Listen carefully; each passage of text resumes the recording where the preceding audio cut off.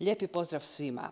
Ja sam vaša teta pričalica, zovem se Alma i večeras ću vam ispričati, odnosno pročitati jednu priču Zvonimira Baloga iz njegove knjige Bon ton ili Kako da ne postanem klipanica u 100 lekcija.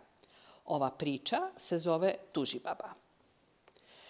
Tužibabe imaju golemo znanje.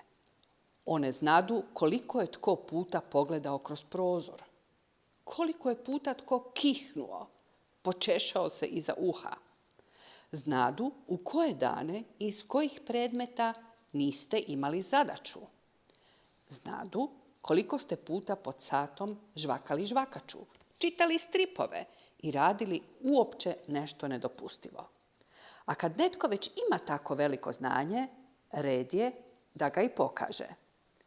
Tužibabe neprekidno dižu ruku da kažu nešto o svom susjedu i njegovom nedoličnom ponašanju. Molim učiteljice, Ivica se češlja, glasit će tužba tužibabe. Molim učiteljice, Franjo kopa nos, bit će sadržaj druge tužbe. I sve tako. Tužibaba će prijavljivati neke važne događaje oko sebe. Tužibaba ima dobar dar zapažanja i ništa susjed ne može uraditi što bi promaknulo oku i uhu tužibabe. Onaj tko sjedi do tužibabe mora paziti kako se ponaša.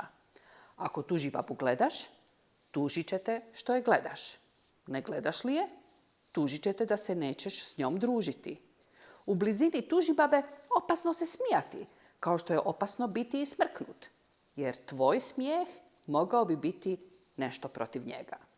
Kao što bi tvoja smrknutost mogla značiti da nešto ružno smišljaš. A što ti imaš smišljati kad je smišljanje i izmišljanje posao tužibabe? Tužibaba diže ruku i kad ništa nisi počinio, za svaki slučaj. Jer ti, kakav si, sigurno ćeš prije nego li tužibaba spusti ruku počiniti neku glupost.